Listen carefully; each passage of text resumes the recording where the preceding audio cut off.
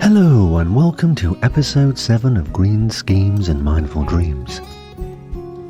In this episode we'll be taking a look at mindfulness and nature, taking a look at the relationship between the two things, how the two are seemingly inextricably interconnected, in what Alan Watts might describe as the reticulate, the net-like structure which binds us all, so that we begin to see that one thing is not separate from another, that we are all, in some ways, interconnected. As well as looking at these ideas, we'll be having a short, guided meditation session on the art, and yes, it is an art, of relaxation. So stay tuned for the whole episode, folks. I really appreciate you listening. There's a lot coming up, and let's get started with episode 7. So we mentioned in the intro about interconnectedness, and this is a main theme, I think, of mindfulness and nature. We can see it all around us. When we breathe in the out-breath of plants and shrubs and trees and all organic matter. And when we breathe out the in-breath of flowers, animals and birds. Particularly with plants, we know that plants obviously absorb carbon dioxide and give out oxygenated air. So there is a symbiosis there from a scientific point of view. But if we look at it from an interconnected, holistic perspective, we can see that it's a oneness. We're all doing the same things, albeit in different orders, as going round in a cycle, if you like, or it's all reticulate. It's that net-like structure from node to node. And when we drink water, of course, we're drinking in what's come from the clouds, from rivers and from oceans. And when we eat the plants and vegetables and fruits that have grown from the earth. So we can see how organically things are totally interconnected. We know a little bit about the physiological benefits of mindfulness. We've touched on those in prior episodes. But nature connectedness also incorporates our emotional responses, our beliefs, our attitudes, and our behaviour towards nature. So in addition to helping us feel good and function well, this particular connection, this bond with nature,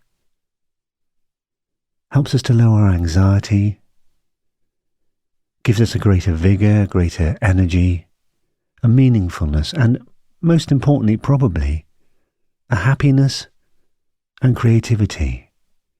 And all of these thoughts and emotions are positive social behaviours, and also pro-nature behaviours. So these feelings will help us to encourage to continue to use nature in an appropriate and respectful way, and to look after it, because it's giving us back the things that we're taking from it.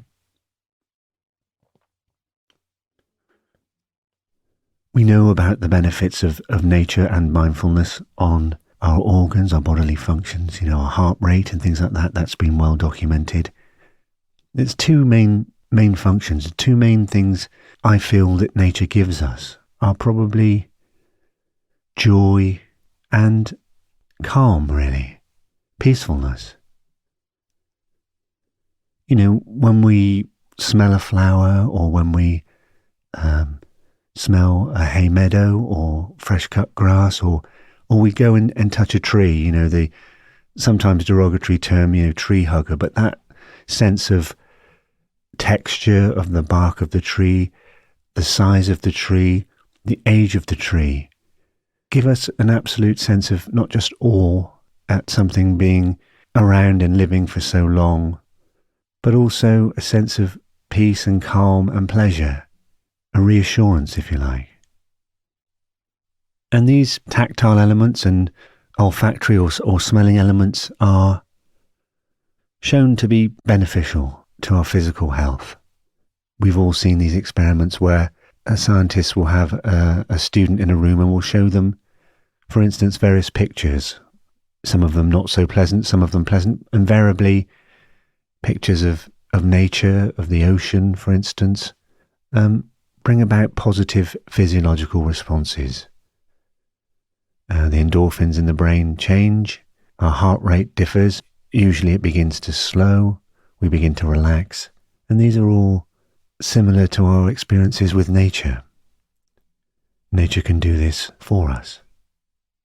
An example of this might be practice sitting in a quiet forest or in a field, near a river perhaps, and relax and allow our senses to be bathed in the sounds, the smells, and the energy of the forest or the meadow. We can hear the wind perhaps blowing through the trees. We can see the motion of the branches swaying gently, listening to the sounds behind of the insects and the birds singing. And this activity is a known activity. Sometimes it's known as forest bathing, for instance, and it has known effects, as we've said, to rebalance and to foster a sense of calm and peace.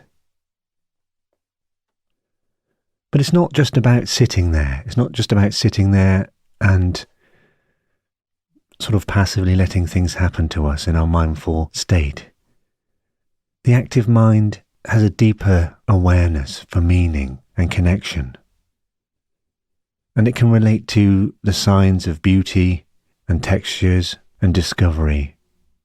Within that kind of active awareness, mindfulness, we can begin to develop senses of moral and ethical concerns, which will help to create a sense of compassion and understanding with the natural world in which we live.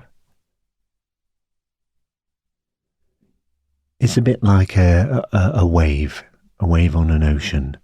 We know that that wave is only around for a very short space of time, that one individual wave.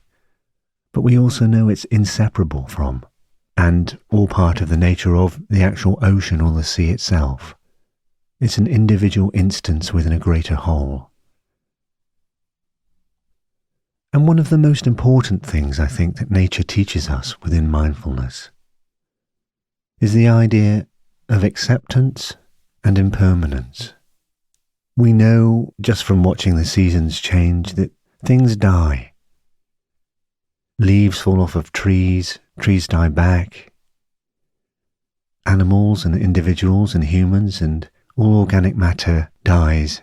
But this sense of impermanence is not a sad thing. It's what happens, and new life is reborn from this. Many human beings have difficulty accepting and working with this idea that we will all one day no longer exist as we know it now in a state of consciousness. But nature understands this and accepts this as a truth, and it finds stability, kind of paradoxically, in constant change. And it does not want to hold on to things. Nature does not want to hold on to things. It knows the natural flow, the wu wei is the way of things, and we can't hold it back anyway. So letting go and accepting is a great example of another benefit that nature gives to us. Living for the moment and enjoying that moment and fulfilling all that promise of life, and accepting that we will no longer be there at one point in the form we know now, but not trying to hang on to that. That's one of the beauties and the joys of constant change. That is the oneness with nature.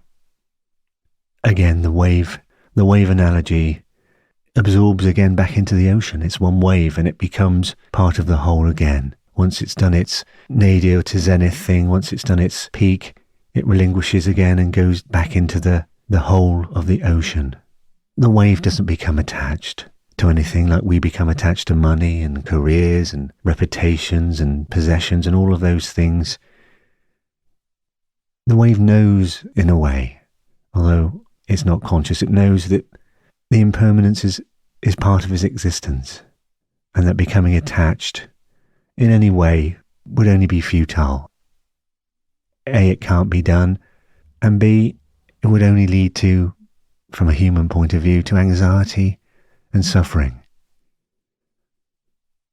And I think this is one of the key things to remember with mindfulness. Mindfulness promotes awareness of a moment, awareness of your surroundings, a certain clarity and a certain acceptance. Acceptance of things as they are. And that's a very important, and perhaps I feel the overarching purpose or meaning, if you like, of mindfulness and meditative practice. Okay, guys, thank you for listening to me ramble. Let's get on to that art of relaxation guided meditation, which is coming up right now. And I'll have a quick chat with you again right after this.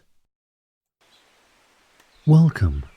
Settle yourself into a comfortable position, away from any potential distractions. To find stillness and relax. Sit with your back, neck, and head held straight. Gently place your hands in your lap. And once you have settled in, gently close your eyes. Let's take a couple of deep breaths, breathing in through the nose and breathing out through the mouth.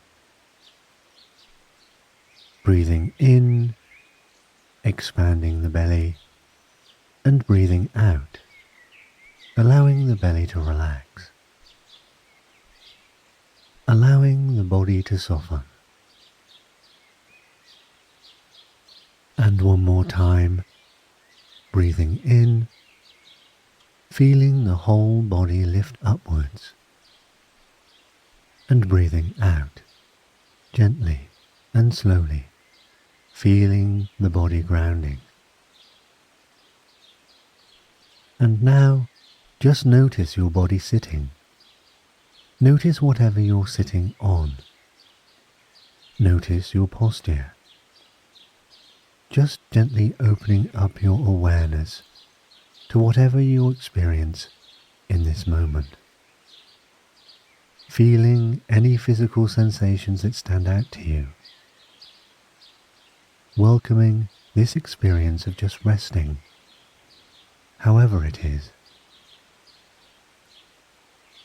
And now visualize yourself as a pebble that is thrown into a beautifully calm river.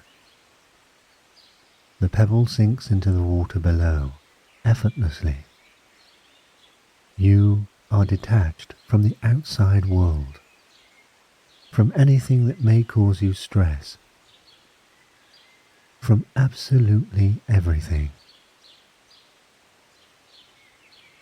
The pebble continues to gracefully fall, reaching the bottom, the point of perfect rest. You have arrived at an ideal state of relaxation, breathing in peace, calm, and serenity. You are in absolute tranquility, breathing in and breathing out. Nowhere else to be, just here, being still in this perfect rest. Allowing whatever arises to dissolve.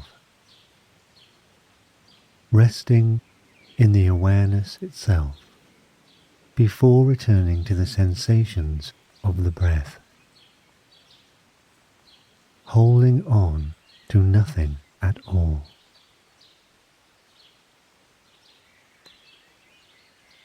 And as this practice comes to an end, keeping in mind that this state of spaciousness of heart and mind is available for you to tap into at any and every moment of your life.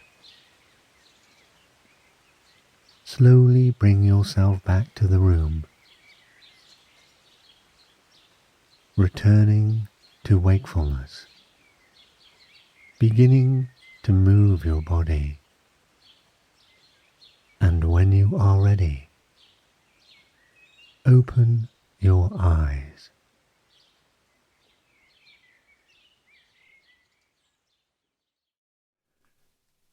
Great, thanks, we're back.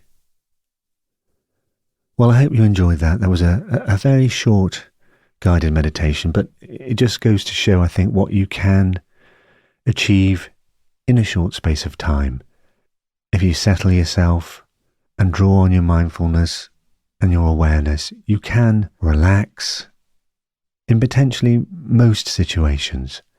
Obviously, we've been talking today about nature and how that is perhaps the ultimate place for practicing mindfulness and relaxation.